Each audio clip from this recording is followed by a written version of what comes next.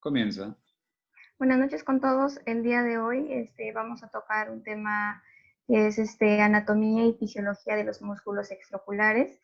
Hemos dividido el tema en parte uno, que es la anatomía de los músculos extraoculares, a cargo del doctor Jorge Baltasar, R1 del Instituto Nacional de Oftalmología, y yo la parte de fisiología de los movimientos oculares.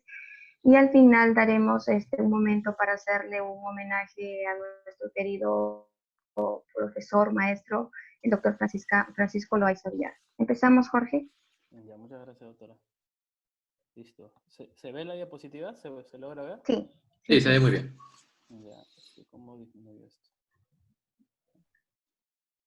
Uy. Ya está. Ya, bueno, para empezar, como vamos a hablar de los músculos extraoculares, en los libros mencionan que son 6, en algunos 7, ¿no? Que son los 4 rectos que conocemos, los 2 oblicuos, y bueno, se incluye un músculo orbitario, que es el músculo elevador del párpado superior, que coloco en rojito pues, por esa especificación, que también tiene unas características histológicas un poco distintas a los demás músculos, de las que voy a hablar enseguida. Muy bien, algunas características de la fibra muscular. Y el epimicio del músculo, de todos los músculos extraoculares, es más delgado que de la mayoría del músculo estriado existente. ¿Qué es el epimicio? Para recordar, esa pequeña imagen superior a la izquierda que tienen en sus pantallas, ¿no? Es la parte que recubre todo el paquete de haces de fibras musculares que existen, ¿no? Ese generalmente es grueso en la mayoría de fibras estriadas, pero aquí tenemos un paquete delgado. Un epimicio delgado, ¿no? Las fibras musculares también están separadas por abundante tejido conectivo, ¿ya? Que es el perimicio, y es rico en reticulina, en fibras elásticas, que lo ayuda a contraerse con mayor facilidad, con más precisión y más fuerza, ¿no? Y también es muy vascularizado, ¿no? Todos los músculos extraoculares, toda la zona orbital es altamente vascularizada, ¿no? Como menciona en el Forrester, son tan vascularizados como el músculo cardíaco, ¿no? Por eso la fotito del corazón. ¿Ya? Otra característica importante es que pueden tener algunas formas, ¿no? Que parecerían ser patológicas, ¿no? Que si se encuentra en otro tejido muscular podría ser patológico, pero en este caso no lo es totalmente normal, ¿no? Podría haber un infiltrado mononuclear leve, sabemos que puede haber inflamación, un infiltrado mononuclear obviamente moderado o severo, pero en este caso un infiltrado mononuclear leve no sería patológico, ¿no? Un núcleo central, ya para eso tienen la imagen superior a su derecha, como pueden ver ese paquete de músculo estriado, pueden ver esos puntitos morados alrededor de todas esas manchitas rojas que, bueno, obviamente son los paquetes musculares. Esos puntos son los núcleos. Generalmente los núcleos del músculo estriado se encuentran periféricos, pero las excepciones para esto son el músculo cardíaco, cuyo núcleo central, y el núcleo de las fibras musculares, de los músculos extraoculares, que pueden ser centrales también. ¿Ya? Los sarcolemas pueden tener distribución desorganizada, puede haber una disrupción de la línea Z, lo que tampoco implicaría una patología necesariamente en este tipo de músculos. Tienen gran cantidad de sensores perceptivos, ¿no? Los cuerpos tendinosos, órganos de Golgi, ¿no? Que se encuentran en sus tendones, que le ayudan a tener también gran maniobrabilidad y rapidez en el momento de realizar los movimientos, ¿no? Están divididos, como pueden ver en la parte inferior a la derecha, esa imagen en blanco y negro, en dos capitas, ¿no? Una capa orbital y una capa más interna, que es la capa vulvar, ¿no? O global. Ya, la diferencia entre estas dos capas es que, bueno, una obviamente está adherida al bulbo, ¿no? al ojo, y la otra a la órbita, ¿no? La de la órbita tiene un poco más de cantidad de mitocondrias, más cantidad o mejor inervación, por así decirlo, por paquete de fibra muscular respecto de un haz nervioso que lo estimula, en mayor cantidad que el otro, que se acerca al ojo. Ya esa es una pequeña diferencia entre ambos, ¿no? Y otra cosa también, que en la capa orbital también se conecta con lo que es más el tejido conectivo orbitario, ¿no? La grasa, ¿no? O el tejido conectivo per se, ya que es importante para la coordinación de los movimientos oculares simultáneos, ¿no? Para que todo funcione y sea un movimiento suave y rápido, ¿no? Entonces es importante también conocer la parte del tejido conectivo, que voy a hablar también en la siguiente diapositiva. Y la imagen de abajo, bueno, es simplemente una curiosidad de un niño con el tumor más frecuente que puede tener las células mesenquimales en la órbita, que es un rhabdomyosarcoma, ¿no? Pero como suena, pues, como rhabdomyosarcoma, pareciera que fuera muscular, pero el origen no es no son los músculos extraoculares, ¿no? Sino son células mesenquimales, ¿no? Que desarrollan este tumor, ¿no? Simplemente era una excepción y la estaba colocando por eso. Ya, lo siguiente, como les había mencionado, la inervación, la relación nervio-fibra que existe en los músculos extraoculares es bastante alta, ¿no? Prácticamente un nervio inerva hasta 5 fibras, ¿no? Normalmente en el músculo estriado un nervio inerva hasta 50, 125 paquetes de fibra muscular, es decir, esto es mucho mayor la densidad de nervio-fibra en los músculos extraoculares, ¿no? Lo que hace su movimiento más rápido y preciso. Ya, como les había mencionado, se encuentra un poco más, nada más un poco más, en la capa orbital, ¿no? De las dos capitas que habíamos hablado. También puede dividirlos por la cantidad de mitocondrias que tienen, ¿no? Puede haber, entre más mitocondrias, adquiere más color, por así decirlo, ¿no? Las fibras rojas tienen muchas más mitocondrias, las intermedias un poco menos, y las blancas mucho menos, ¿no? Cantidad de mitocondrias, ¿no? Las de fibras rojas se encuentran también en mayor cantidad en esta capa orbital que les menciono. ¿Ya? Otra cosa importante también, como les había mencionado, para el movimiento, para el mejor movimiento de los músculos es el tejido conectivo. Entonces, el tejido conectivo de la órbita tiene características diferentes también a los tejidos conectivos de otros lados, ¿no? Por ejemplo, los fibroblastos. Para empezar, el origen embrionario, ¿no? Yo no lo he puesto acá, pero para mencionarlo, no viene exactamente del mesodermo, sino proviene de la cresta neural, ¿no? Igual que los huesos orbitarios, ¿no? A diferencia de los músculos extraoculares que sí vienen del mesodermo, ¿no? Otra cosa que lo diferencia, que también es importante, es la presencia de este receptor CD40, ¿no? ¿Y por qué lo menciono? Porque a diferencia de los fibroblastos de otras partes, este receptor, cuyo ligando es el CD154, o también llamado CD40 ligando, provoca en ellos inflamación. ¿Y por qué es importante? Porque en algunos procesos, ya sea la causa más frecuente de exoftalmos que existe, que es la oftalmopatía de Graves, son el target de estos antígenos, de estos anticuerpos, perdón, que van y atacan a los fibroblastos y estos producen sustancias inflamatorias, ¿no? Que terminan inflamando toda la órbita, ¿no? Tanto la grasa como el músculo. También estos fibroblastos tienen una característica especial de poder volverse, de ser pluripotenciales y volverse también grasa, volverse adipocitos. Y también eso ayuda a aumentar el volumen de la órbita en este tipo de patologías. Un mediador de esto, por ejemplo, es el receptor para el factor de crecimiento parecido a la insulina. ¿Ya? Y bueno, y justamente por eso se ha creado pues el teprotumumab, que es un anticuerpo monoclonal no humano que va dirigido a este receptor y que por lo tanto busca inhibir esta cadena inflamatoria, ¿no? Que se desencadena en los fibroblastos. Entonces es importante también por eso. Y en la cuestión del movimiento, para eso puse la imagen que está más a la izquierda, y en blanco y negro, que pueden ver a la izquierda y abajo. Es importante, ahí dice pulley ring, que se puede entender como anillo de polea, ¿no? Se refiere a una parte de tejido conectivo que ayuda a los movimientos oculares, ¿no? Junto a los movimientos de los músculos, a la contracción de los músculos.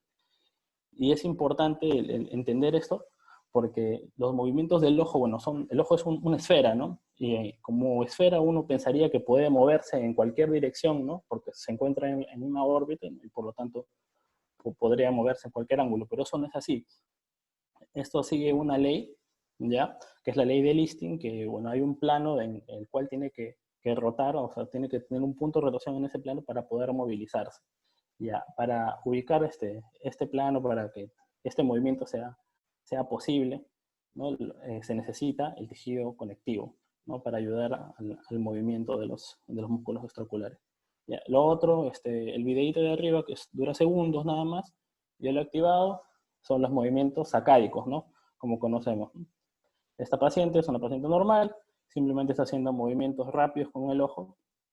Ya esta capacidad de hacer movimientos tan rápidos y precisos para fijar una imagen subjetiva, ¿no? Lo que uno pretende ver en la retina, se debe a la gran cantidad de inervación que tienen estos músculos, ¿no? Sabemos que los movimientos sacádicos son movimientos angulares de más o menos 1000 grados por segundo, ¿no? Extremadamente rápidos, por lo que se necesita esa cantidad de inervación. Ya, luego, siguiente, los orígenes de estos músculos. Ya, estos músculos se originan en el ápice orbitario, ¿no? Los músculos rectos tienen un origen común en una banda tendinosa que pueden ver ahí, que es lo que conocemos como el anillo de Sim, ¿cierto? El anillo de Sim podemos dividirlo como en más o menos dos partes, ¿no? La parte superior y la parte inferior, ¿no? La parte superior daría origen en su totalidad al músculo recto superior, una parte del lateral y una parte del medial, y el inferior en su totalidad al recto inferior y una parte lateral y al medial, ¿no? Y como pueden ver, superior al recto superior está el origen del elevador del párpado superior, y más medial encontramos al origen del músculo oblicuo, ¿no? Que se origina en el hueso esfenoides, ¿no? En el ala menor, ¿no? En el periósteo de este, ¿no?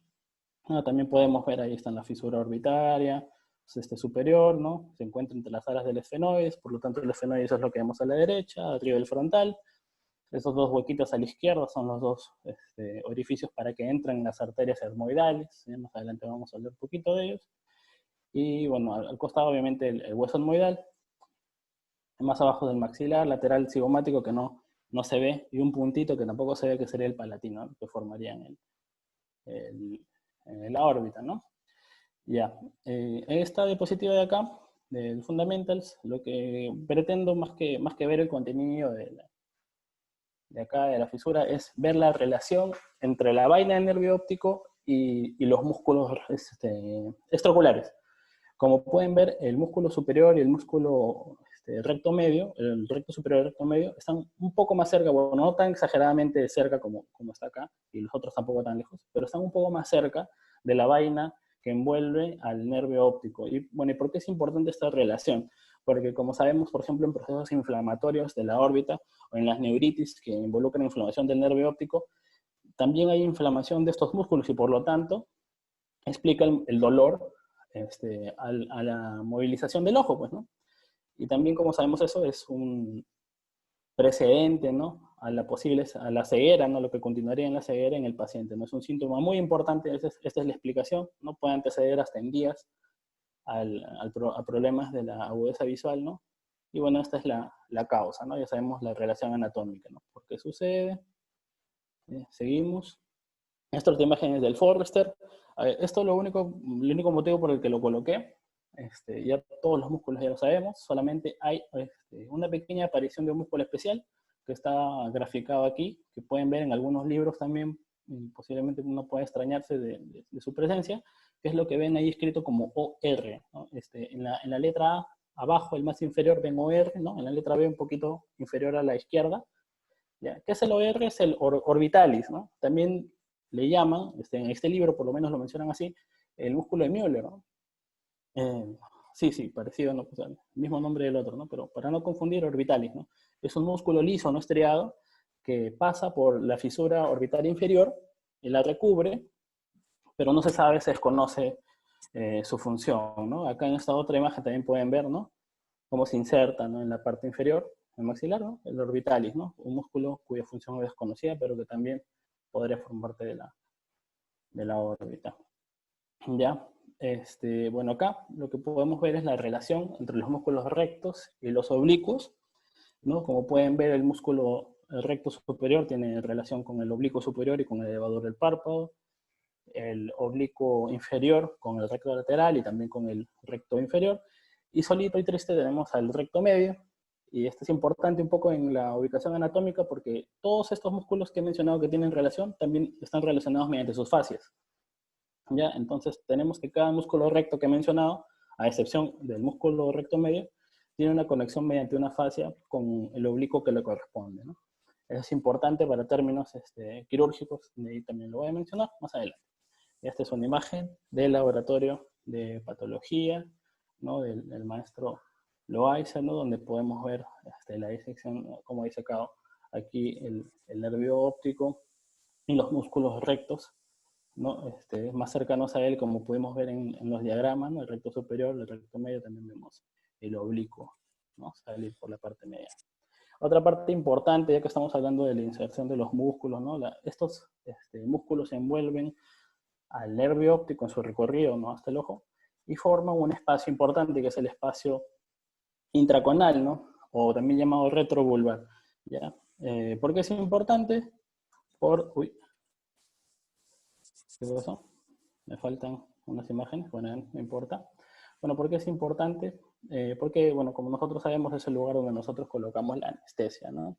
¿no? Nuestra lidocaína 2%, bupivacaína 0.5, ¿no? Que colocamos en este espacio y lo que busca es evitar la movilidad del ojo, ¿no? Y bueno, también el otro espacio formado por fuera del cono es el espacio extraconal, donde colocamos la anestesia perivulvar, ¿no? También es importante, ¿no? Estas son relaciones anatómicas, ¿no? Ahora vamos a hablar de las inserciones. Ya, primero de los rectos. Ya, los rectos están insertados cerca al limbo corneal, ¿no? En una forma bastante característica, ¿no? Como pueden ver, en teoría aparentemente formarían esta espiral, ¿no? Siendo el recto medio el más cercano, terminando en el recto superior como el más lejano, ¿no? En los números que ven ahí, ¿no? 5.5, 6.5, 7, bueno, dice 6.9 por un 0.1, y el de arriba 7.7, ¿no? Al costado coloco una imagen, un diagrama que nos enseñó el maestro Loaiza. ¿Por qué? Porque las inserciones de los músculos, de los músculos rectos en el ojo, no es de forma paralela, ¿no? Tienen una angulación, ¿no? Bien nos lo explica, ¿no? Esta angulación ayuda a sus movimientos, ¿no? Como sabemos, los rectos superior e inferior no se encargan solamente de elevar o deprimir el ojo, ¿no? Sino también pueden aducirlo o rotarlo, ¿no? Y eso se debe a la angulación en su inserción. Y esta angulación, al momento de formar esta figura geométrica, no daría una espiral, ¿no? Como están mencionados en la mayoría de libros, ¿no? Sino una especie de trapezoide, ¿no? Que el doctor menciona que se puede ver, ¿no? Y en realidad es de esa manera, ¿no? Seguimos. Ahora vemos la inserción de los oblicuos. Los oblicuos se insertan en la parte posterior del ojo, o sea, por detrás del ecuador, ¿no? En la parte posterolateral, en la parte superior, el oblicuo superior, y en la parte inferior, el oblicuo inferior. Ahorita vamos a ver las relaciones, un poco más adelante, por ejemplo, con la mácula, etcétera, ¿no? Ya, ahora la vamos a ver. En la siguiente, lo que podemos ver es respecto de la inserción, ya como les había mencionado, el recto superior, el recto medio, es el que no tiene relación con las fascias de los oblicuos. Y en la parte inferior, la relación de las fascias de las que les había hablado es una relación muy importante, porque el recto inferior con el oblicuo inferior y también los retractores del párpado inferior se juntan y forman una densa banda que se encarga de sostener, hacer el sostén al ojo, ¿no? En la parte inferior, que es el ligamento del Lockwood, ¿no? Se puede apreciar en esta cirugía, en la que piensan hacer una recesión, es decir, llevar el músculo recto más hacia atrás para hacerle perder un poco de fuerza al músculo y para evitar llevarse con ellos también a los retractores del párpado y por lo tanto generar una retracción de estos, tienen que disecar muy bien este ligamento, ¿no? Entonces estas fases son importantes para el movimiento ocular.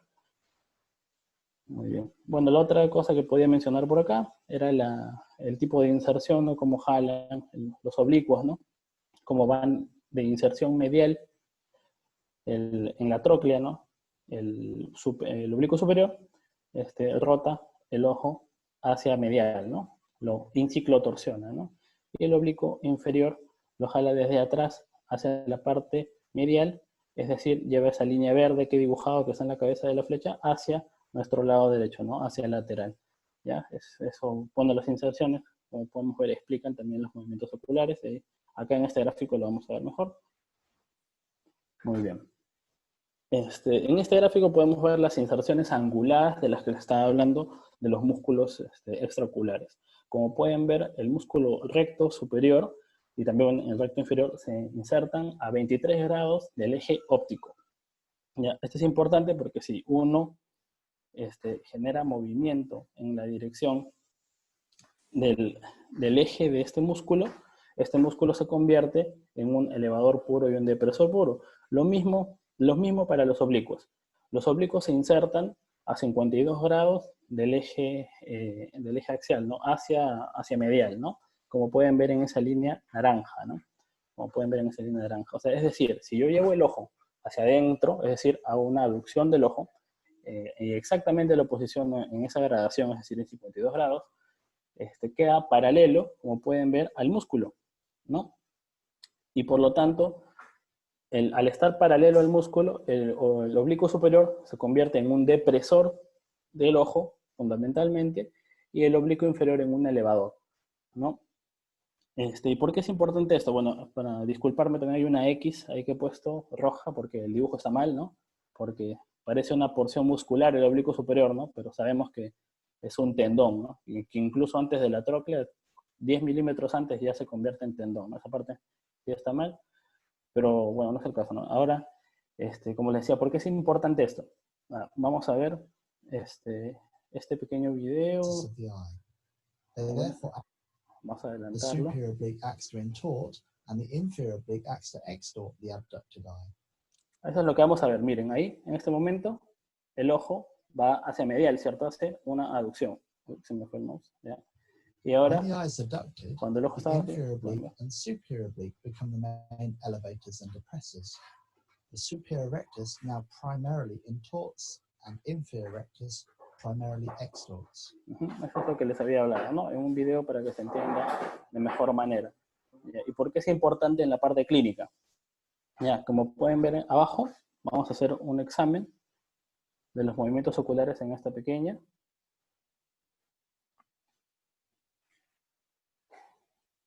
Ahora adelantamos un poquito, creo, porque en aras del tiempo.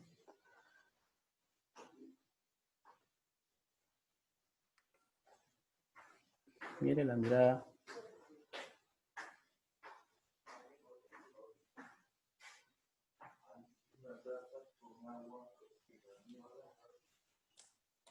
Muy bien. Ahí nos hemos dado cuenta de algo, ¿cierto?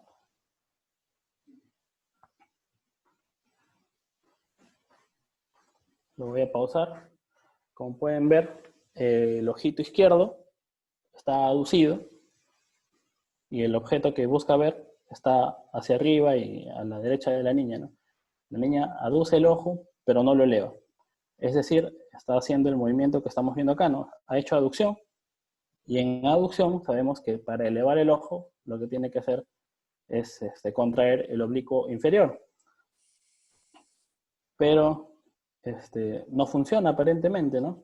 Bueno, pero el caso acá no es una falla del oblicuo inferior, sino es un síndrome que conocemos como el síndrome de Brown, ¿no? Donde el problema es el oblicuo superior, ¿no? Un problema troclear, un problema en la elongación de este músculo, ¿no? Porque para que el músculo contrario, el músculo antagonista se contraiga, el otro debe relajarse, ¿no? Entonces, al haber una imposibilidad de la relajación, no puede generar el movimiento, ¿no? Entonces es importante para esto el examen adecuado, ¿no? Para poder identificar, aislar al músculo en esa posición y evaluar que no funciona, ¿no?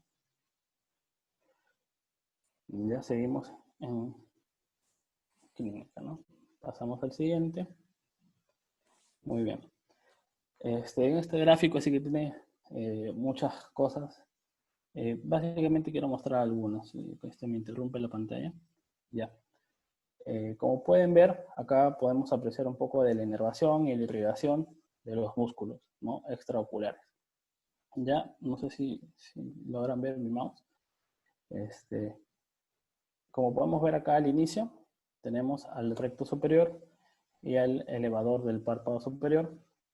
Sabemos que están inervados por el tercer par, el oculomotor común, a través de su rama superior, ¿cierto? Luego tenemos al recto medio, ya que lo pueden ver en la parte superior de la pantalla, ¿no? Por debajo del oblicuo. Ya, el recto inferior, bueno, que apenas se puede ver, está tapado por el nervio óptico, y el oblicuo que no se ve, ambos estarían inervados por las ramas del tercer par, la rama inferior del tercer par. ¿Ya? Para hablar una particularidad del tercer par, como sabemos, al momento de su nacimiento, se encuentra un pinzamiento, pueden ver en la imagen superior a la derecha, entre la arteria cerebelosa superior y la cerebral posterior, ¿no? Lo que llamamos la pinza del tercer par, ¿no? Que nos preguntaba mucho el doctor Loaiza. Al músculo recto lateral como pueden ver, y está bien graficado también, lo inerva el sexto par, y pueden ver que lo inerva por su cara interna, a diferencia del oblicuo superior, que es inervado por su parte, bueno, superior o externa, ¿no? Por el nervio troclear. Ya otras cosas que podemos ver aquí, podemos ver los números 4 y 6, por ejemplo, también son importantes, las arterias etmoidales, ¿no? ¿Por qué son importantes las arterias etmoidales? Como sabemos, bueno, en la parte de otorrinolaringología, ¿no? Por si acaso, ¿no? La causa más frecuente de la epistasis anterior, que es el 90% de los sangrados, es el sangrado en el plexo de Kieselbach. Ya. A ese plexo llegan ramas de tanto la carótida externa como la interna, ¿no? Y la rama de la interna, que viene de la oftálmica, son estas, ¿no? Las etmoidales. Pero para oftalmología, nosotros tenemos que ubicarlas porque, por ejemplo, para el abordaje vía etmoidal, ¿no? O el supracantal, ¿no? Para hacer una descompresión, en el caso de, por ejemplo, tumores o una descompresión de emergencia por una orbitopatía tiroidea, etcétera, en esa vía de entrada tienen que disecarse bien o cauterizarse, perdón, estas arterias para evitar el sangrado, ¿no? Poder retirar el hueso etmoidal y hacer una descompresión de ese lado de la órbita, ¿no? Esa es su importancia quirúrgica, ¿no? Como pueden ver en la foto de este pacientito, en la parte superior que están mirando hacia arriba, bueno, acá lo está tapando, pueden ver que el ojito derecho está deprimido, pero bueno, está normal, ¿no? Porque se ha hecho esta operación con ese abordaje. Otra cosa que podemos ver, a nivel de la tróclea, también es un punto anatómico importante. Tenemos los vasos supratrocleares que no se ven, están los infra, que sí están ahí, el supraorbitario, que pueden ver ahí al costado de la oftálmica, de la vena oftálmica superior, ¿no? Y también más adelante, que tampoco está señalado, que es la última parte de esta arteria, que sería la dorsal nasal, la que ven justo delante de la tróclea, ¿no? Forman importantes plexos, ¿no? Por ejemplo, la troclear, ¿no? Más adelante la dorsal nasal se une con la angular, que viene de la facial, ¿no? Así unen los dos sistemas, ¿no? La carótida externa con la facial y la carótida interna con la dorsal nasal, ¿no? Y por ahí hay muchas anastomosis, es una zona ricamente vascularizada, y para nosotros es importante por dos cosas fundamentales, ¿no? Por ejemplo, cerca nosotros también colocamos la anestesia, ¿no? Entonces hay que tener cuidado, pues, con las venas y arterias angulares por la posibilidad de sangrado, ¿no? Y un poquito más avanzando con las subespecialidades, en la parte izquierda, el dibujito más a la izquierda, podemos ver ahí a la mujer a la que le están poniendo un relleno, ¿no? Se puede poner rellenos en la zona glabelar, por ahí puesto un casito más adelante, y hay que tener cuidado con no embolizar ninguna de las arterias que pasan por en este lugar, ¿no? Es importante, ¿no? Porque podría causar catástrofes, ¿no? Como podemos ver, es una rama de la oftálmica, ¿no? Y por vía retrógrada ese émbolo podría llegar hasta la arteria central de la retina y causar ceguera, ¿no? Aparte de la necrosis que podría causar. Es algo sumamente raro, obviamente es algo que prácticamente no sucede, pero bueno, ese es el reparo anatómico que explica el porqué de la lesión, ¿no? Seguimos un poquito con los nervios. Aquí podemos ver, por ejemplo, el nervio, el de verdecito, el más inferior, que pueden ver por ahí, bueno, no, más inferior desde atrás, ¿no? El sexto par, ¿no? Que va a inervar al recto lateral. ¿Por qué pongo esta imagen? Porque este recorrido tortuoso, bueno, que se ve más o menos esquematizado en esta imagen, explica, por ejemplo, por qué cuando tenemos una hipertensión endocraniana, como este nervio tiene bastantes puntos de flexión, puede ser fácilmente comprimido, ¿no? Entonces tenemos una imposibilidad de la abducción, ¿no? Cuando tenemos un síndrome de hipertensión endocraniana, ¿no? Y esa sería la explicación, ¿no? El recorrido de este nervio, ¿no? También tenemos más arriba en azulito el nervio, el troclear, ¿no? Que inerva al oblicuo superior, que tiene el recorrido intracraneal más largo de todos, ¿no? De todos los nervios, de todos los pares craneales, ¿ya? Acá en la imagen está mal que el sexto par vaya a inervar la parte externa del recto lateral porque lo hace desde la parte interna, ¿no? Como vimos en el anterior, bien esquematizado. Es el único error en el dibujo, ¿ya? Bueno, la imagen que puse de la muralla de China porque es grande, ¿no? Porque es más grande. Y el de abajo, el niñito que vemos ahí, tiene esa imposibilidad de la abducción por un síndrome de hipertensión endocraniana benigno en el caso de él, ¿no? Un pseudotumor cerebri que tenía este pequeño y tenía la imposibilidad de poder abducir, perdón. Ya, algunas características extra. Muy bien, continuamos.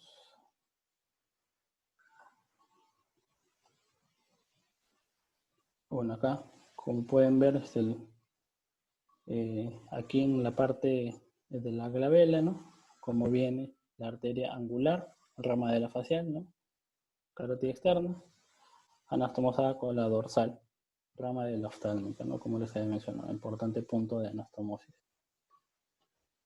Vamos más atrás, las arterias musculares, que también son ramas de la oftálmica, que vamos a ver enseguida. A ver, por acá.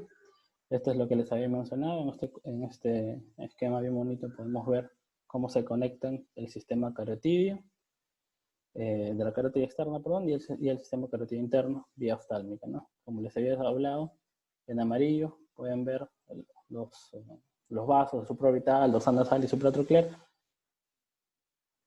cómo tienen conexión también con esa zona especial que les digo, y abajo en rojo pueden ver la arteria central de la retina, ¿no? La posible causa de ceguera en el caso de una embolia de esas arterias, cuyo diámetro es bastante pequeño, como también vamos a ver más adelante. Ya, bien, eso es lo que les había mencionado. A los músculos rectos los irrigan las arterias musculares, ¿no? Estas arterias musculares, al terminar su trayecto por los músculos, se convierten en arterias ciliares anteriores e ingresan al cuerpo ciliar y forman el círculo arterial mayor, como ya hemos visto previamente. Ya se une con el recorrido de las arterias ciliares posteriores, que ingresan por el espacio supracoroideo, y confluyen con estas y también forman parte del círculo arterial del iris mayor, ¿no? Que no se encuentra en el iris, sino en el cuerpo ciliar, ¿no? Para esto era este gráfico. ¿Ya? Acá podemos ver otras relaciones de las inserciones. Por ejemplo, la del oblicuo. Como pueden ver en la parte inferior derecha de su pantalla, el oblicuo viene desde medial hasta posterolateral, ¿no? Desde medial anterior hasta posterolateral, ¿no? Y se inserta en esta zona. Y en esta zona, como podemos asociar, es la zona macular, ¿no? Otra relación anatómica importante del oblicuo inferior en su inserción es la vena vorticosa postero inferior, ¿no? O inferolateral, ¿no? Que es esta de aquí, ¿no? Entonces son reparos anatómicos importantes en la cirugía. Acá vemos el sistema de recolección, ¿no? Venoso de los músculos, siendo importante dos venas principales, que son la vena oftálmica superior y la inferior. La superior, que recoge todo el contenido superior, obviamente, y medial, y la inferior, que cubre totalmente todo lo inferior y lateral, ¿no?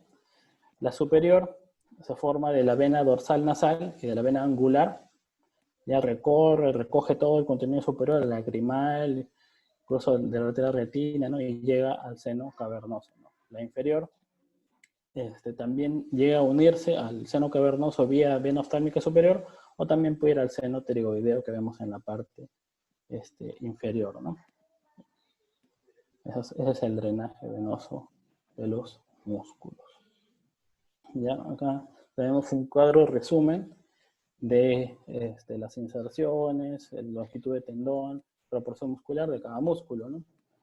Lo que podemos ver, ¿no? Los rectos del anillo de Zinc, el oblicuo superomedial del canal óptico, en el periósteo de los esfenoides, el oblicuo inferior detrás del margen orbitario lateral posterior, ¿no? En la zona macular.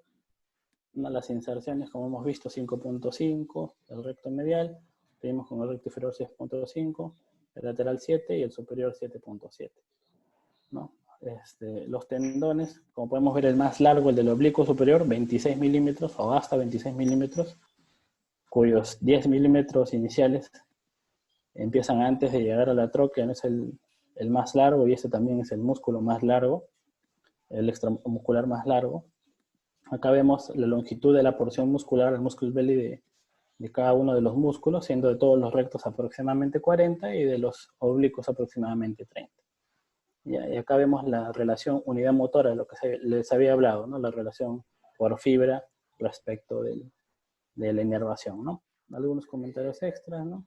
Que ya les había mencionado previamente. Bien, algunas otras cosas para hablar, variaciones anatómicas respecto de la supratroquear, consideraciones para el relleno facial, es el caso que les había hablado antes, ¿no? Por ejemplo, acá tenemos un casito de esta pacientita, se había puesto un relleno, ¿no? El resultado lo tienen en la B, ¿no? Como pueden ver, ahí se coloca, esa es la zona de colocación con donde ven mi mouse, el relleno en la zona glabellar, ¿no? Este es un pequeño esquema del artículo en donde debe colocarse, vemos las arterias de las que les había hablado, ¿no? La supraorbitaria, por arriba, ¿ya? Tenemos la angular, dorsal y la epitroclea, ¿no? Entonces hay que tener mucho cuidado al momento de realizar este procedimiento por las posibles consecuencias, ¿no? Que son estas de acá, ¿no? Esta paciente se había puesto relleno en la zona glabellar y miren como una necrosis, ¿no? De toda la zona que irriga la supratroclear, no llega hasta arriba porque, como sabemos, la supratroclear se anastomosa con la arteria frontal, ¿no? Entonces todo este espacio se ha necrosado, menos mal esta paciente no ha perdido la visión, no, pero ha hecho una complicación rara, pero factible, ¿no? Como pueden ver, de la inyección de relleno, ¿no?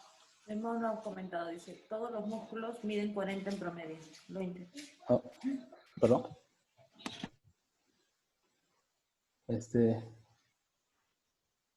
Ya. Bueno, luego vamos a hablar un poquito de músculo por músculo, para ya un resumen, ya porque ya hemos hablado un poco ya de todos, ¿no? El músculo recto medio, como sabemos, es principalmente un aductor, es el más cercano al limbo, recordemos 5.5, no olvidar. ¿Ya? Y una característica, como les había mencionado, es el único músculo recto que no tiene relación respecto a su fascia con otro músculo oblicuo, ¿no? Por lo tanto, al cortarlo, de forma inadvertida, el músculo se retrae y es muy difícil de hallar, ¿no? Al no tener conexión por fascia, ¿no? Acá vemos una disección del doctor Francisco Loaiza, ¿no? El músculo recto lateral es principalmente, bueno, es puramente un abductor. Está conectado por fascia al oblicuo inferior, ¿no? Acá en la imagen superior lo que vemos es la formación embrionaria de este músculo, ¿no? ¿Por qué es relativamente importante esto? Más que todo anecdótico, todos los primordios musculares se forman en el día 25, más o menos. En el día 26, un día después, se forma el del recto lateral, respecto de los otros rectos, porque el oblicuo superior se forma en el día 29, ¿no? Pero me refiero respecto a los otros rectos, este músculo se forma un poco después, ¿ya? Tiene una inervación particular, volvemos a la imagen que les había puesto antes, ¿y por qué? Porque, bueno, vale la pena resaltar que el núcleo del nervio que inerva, pues, al recto lateral, que es el abducens, es el más inferior, obviamente, de los pares craneales oculomotores, ¿no? Obviamente porque, bueno, se ordenan de acuerdo superior e inferior, ¿no? Obviamente va a ser más inferior, pero ¿cuál es la relevancia? ¿Ya? Se dice, ¿no? Podemos pensar que entre más inferior una estructura es en el sistema nervioso central, es más primitiva, ¿cierto? Entonces, el núcleo más primitivo de los oculomotores está encargado de inervar al recto lateral. Y es justamente el núcleo que dirige la mirada horizontal, ¿no? El centro horizontal de la mirada, ¿no? ¿Ya? ¿Y por qué es importante esto, ¿no? En la evolución, por lo menos, en un artículo por ahí leí algo interesante, ¿no? Ahí está la formación, ¿no? Entre el puente y el bulbo raquídeo del abducens, el más bajo de todos. ¿Por qué es importante? Porque como animal, ¿no? Como instinto de supervivencia, uno necesita una ampliación, ¿no? Del panorama en el momento de la visión para evitar, pues, ser atacado por posibles depredadores, etc. Entonces, este nervio, por eso se teorizaría, ¿no?, que inerva especialmente este músculo, que rápidamente dirigiría la mirada hacia la periferia, ¿no?, una cuestión de peligro, y es por eso que es el de origen más primitivo, ¿no?, y todo lo demás, ¿no? Me pareció interesante, y bueno, por eso lo menciono. Este caso que está acá es también un caso anecdótico. Pueden ver ahí el recto lateral. Esta es la tensión de Ziller para seguir la inervación del nervio aquí en el músculo. Y lo curioso nada más es simplemente la forma en la que llega. Pueden ver la rama principal antes de bifurcarse, ¿no?, del abducens, está bifurcada, ¿no? O sea, en este paciente, en este cadáver, una paciente de 86 años creo que llegó para fines académicos, encontraron en su recorrido esta forma especial de llegar, ¿no? Simplemente para mencionar que aunque nosotros estudiamos la anatomía, pueden existir, aunque de forma muy rara, variaciones, ¿no? Existen variaciones, ¿no? En este caso fue un caso especial, ¿no? Y miren, fue una publicación del 2016, ¿no?, sobre anatomía, ¿no? O sea, todavía se puede publicar sobre anatomía, ¿no? Listo. Pasamos al recto superior. El recto superior, el más alejado del limbo, sabemos, ¿no? SEC 7.7, ¿no? Eleva, aduce e en ciclo torsiona.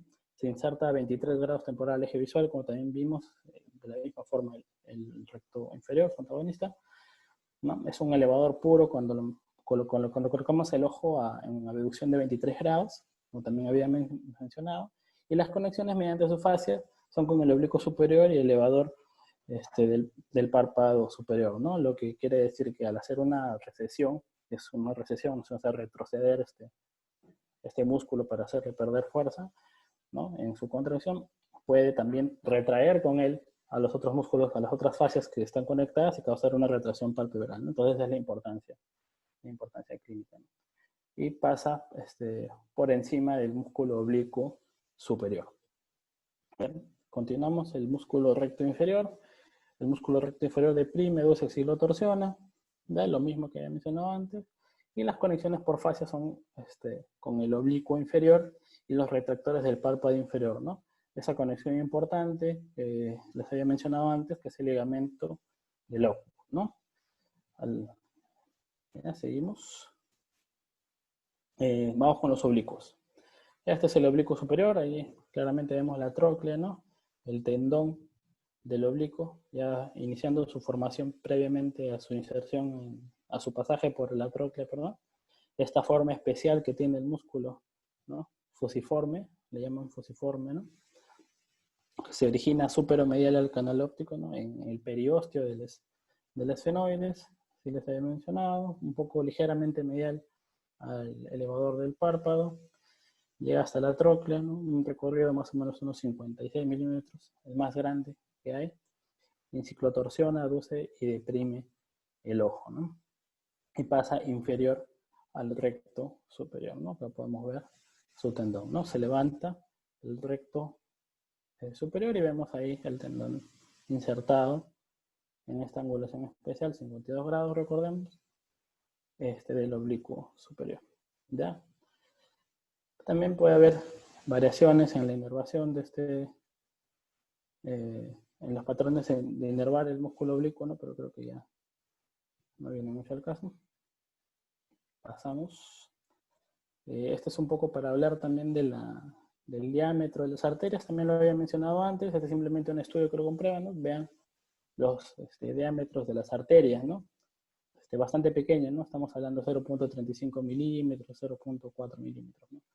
Entonces fácilmente embolizables, ¿no? Simplemente para recordar eso, ¿no? Su fragilidad. Bueno, este estudio no se hizo para eso, no se hizo para comparar entre varones y mujeres.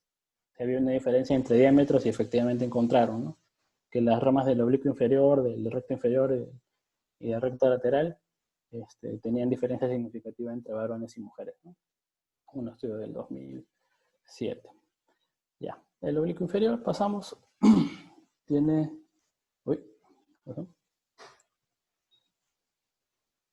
El oblicuo inferior ciclotorsiona, abduce, eleva, se inserta más o menos a 52 grados, 51 en la puesta del eje visual, elevador puro en esta posición, ¿no?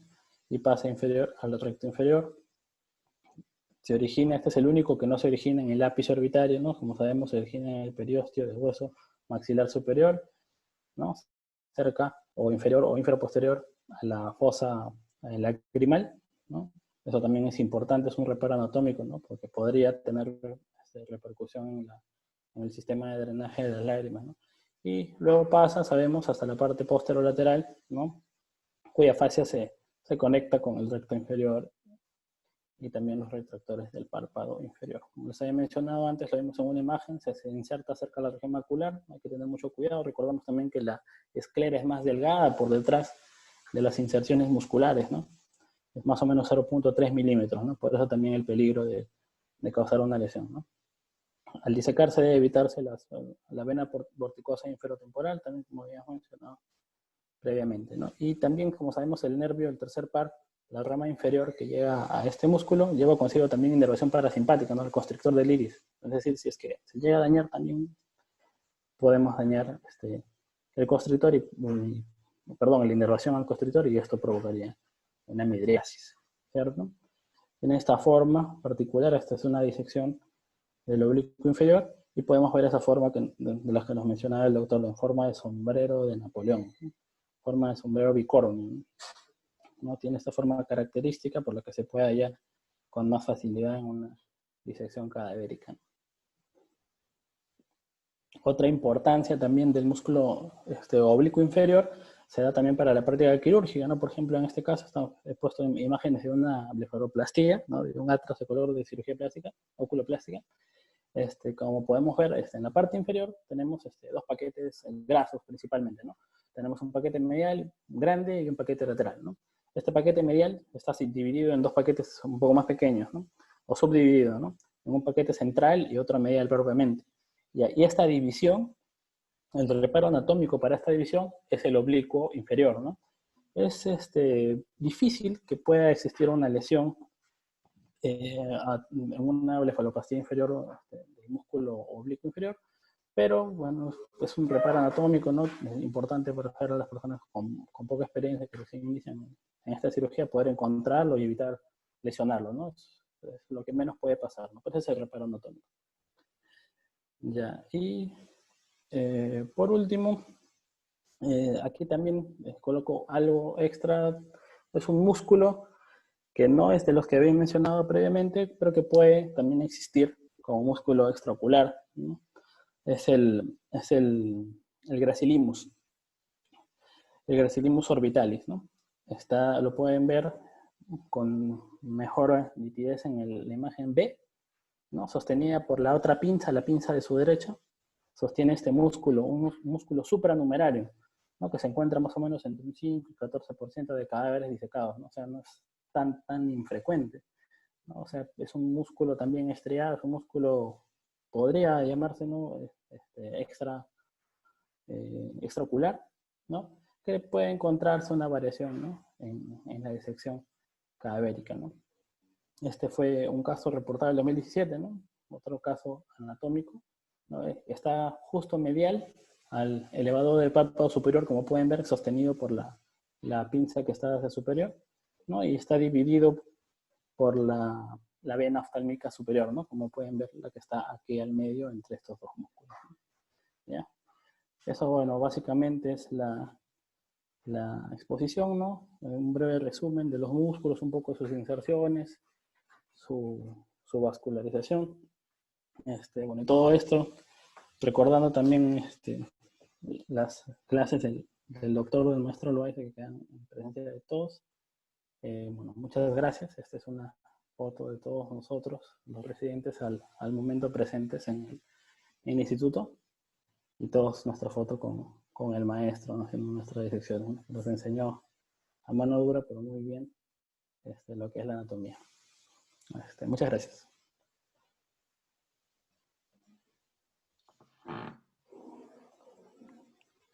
Muy bien, doctor Jorge, excelente. No, para su cumpleaños torta, pues sin azúcar. Ok. No, por supuesto. Ya está, cuídese. Gracias. Gracias. Muchas gracias, doctor Muro. Chao con todos. Chao. Encantado, muchas gracias. Chao, buenas noches.